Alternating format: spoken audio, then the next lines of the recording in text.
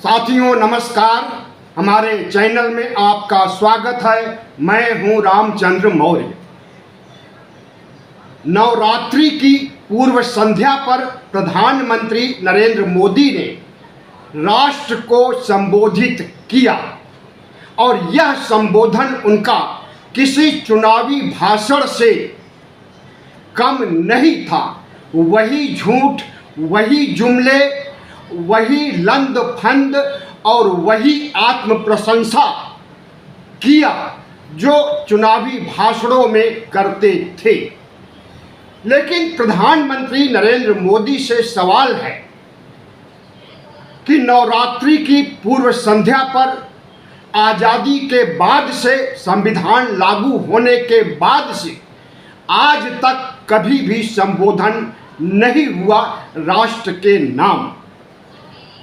मोहन भागवत ने विज्ञान भवन में थोड़े समय पहले कहा था कि भारत हिंदू राष्ट्र बन गया है। योगी आदित्यनाथ तो अक्सर कहते हैं कि भारत हिंदू राष्ट्र था, हिंदू राष्ट्र है और हिंदू राष्ट्र रहेगा। लगता है कि नरेंद्र मोदी ने भी मान लिया कि भारत हिंदू राष्ट्र बन गया। आरएसएस के 100 साल पूरे होते हैं और जब भारत हिंदू राष्ट्र बन गया तो नवरात्रि की पूर्व संध्या पर राष्ट्र के नाम संबोधन करने से क्या गुरेज हो सकता है। साथियों, आज हम संक्षेप में इसी नरेंद्र मोदी के राष्ट्र के नाम संबोधन पर वीडियो बनाएंगे और इनके दिए गए भाषण का फैक्ट चेक करेंगे। अगर आप पहली बार चैनल को देख रहे हैं तो इसे सब्सक्राइब कर लीजिएगा। तो प्रधानमंत्री नरेंद्र मोदी ने आज अपनी पीठ तो थपथपाई, लेकिन अपनी नाकामियों को एक मुश्त छिपा ले गए। लगा कि प्रधानमंत्री नरेंद्र मोदी राष्ट्र के नाम संबोधन नहीं बल्कि बिहार में चुनावी भाषण दे रहे हैं। प्रधानमंत्री नरेंद्र मोदी ने कहा कि सूर्योदय के साथ यानी कल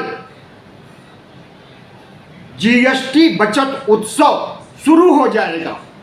नवरात्रि के साथ जीएसटी बचत उत्सव शुरू हो जाएगा क्योंकि जीएसटी में कुछ राहत दिया गया है और वह राहत कल से प्रभावित हो जाएगी।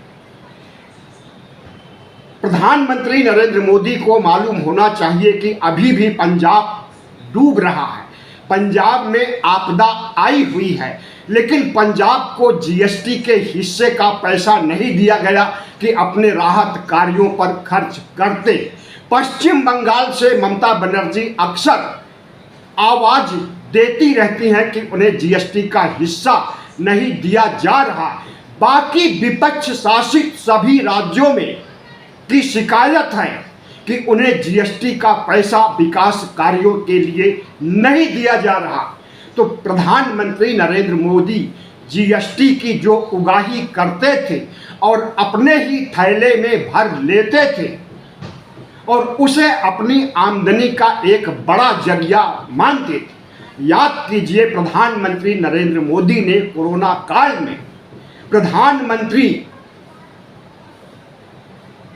बचत फंड के नाम पर करोड़ों रुपए उगाही किया था कि कोरोना वायरस को उन्मूलन के लिए खर्च किया जाएगा और करोड़ों रुपए उन्हें मिला भी पीएम केयर फंड में। लेकिन वह पैसा कहां चला गया उसका कोई हिसाब नहीं। वह पैसा टैक्स फ्री था, उस पर कोई एजेंसी सवाल नहीं पूछ सकती थी। लोगों का मानना है कि वह पैसा नरेंद्र मोदी ने हड़प लिया।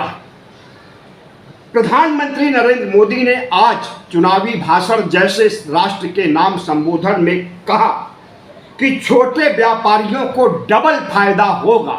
जीएसटी में थोड़ी सी राहत दी गई है और उस राहत से डबल फायदा होगा।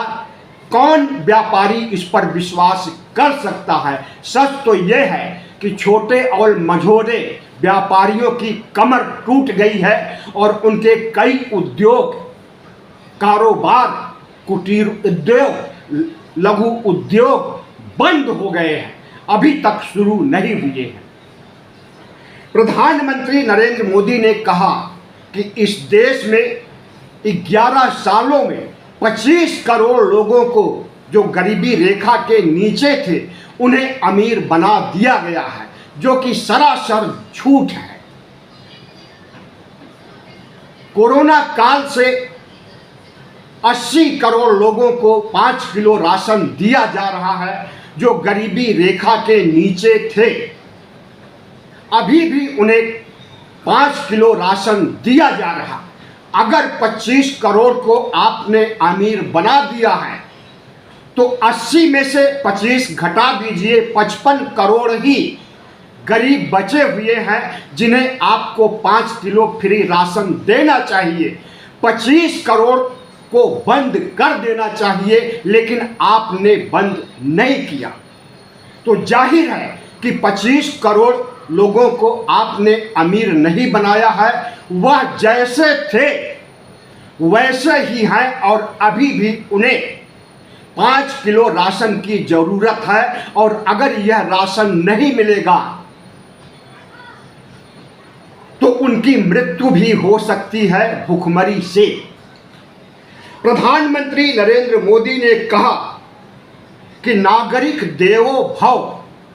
प्रधानमंत्री नरेंद्र मोदी अपने को नागरिक नहीं मानते हैं, नॉन बायोलॉजिकल मानते हैं, अपनी माँ की औलाद भी नहीं मानते हैं, अपने को ईश्वर मानते हैं और इनकी पार्टी के लोग इन्हें विष्णु का 11वां अवतार मानते हैं। उसी दिशा में आज उन्होंने इस देश के नागरिकों को नागरिक देवो भव की संज्ञा दिया, यानी इस देश के 140 करोड़ लोग देवता हैं।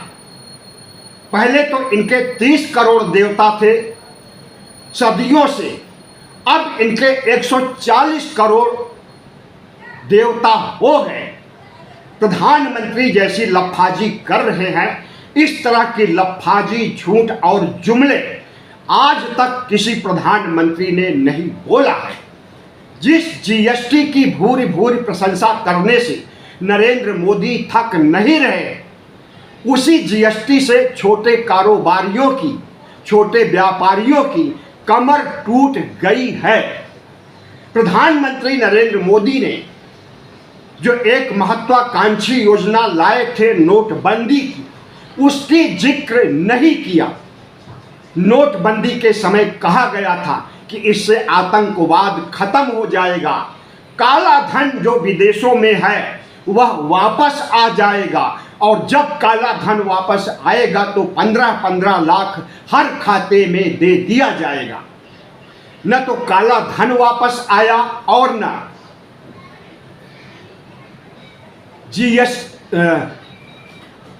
नोटबंदी से आतंकवाद खत्म हुआ। अगर आतंकवाद खत्म हो गया तो पहलगाम में क्या हुआ और आए दिन आतंकी घटनाएं, नक्सली घटनाएं क्यों होती रहती हैं। प्रधानमंत्री नरेंद्र मोदी जी एक ऐसे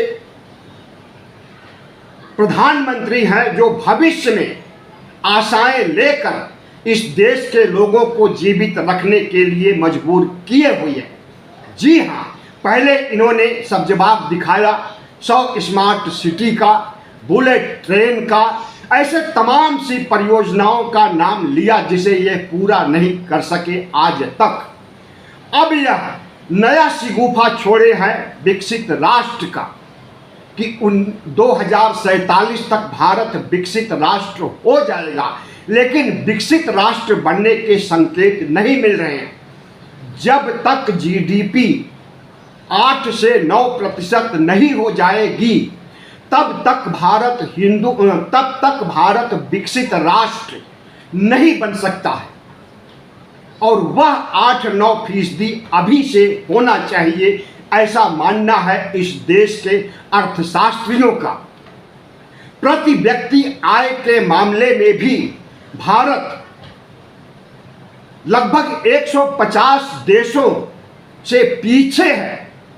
इसके बावजूद अगर प्रधानमंत्री अपने को विश्व की चौथी इकोनॉमी घोषित कर रहे हैं और 80 करोड़ लोगों को फ्री राशन दे रहे हैं, तो गरीबी का बखान अपने से ही कर रहे हैं, उनके बारे में कुछ कहने की जरूरत नहीं है।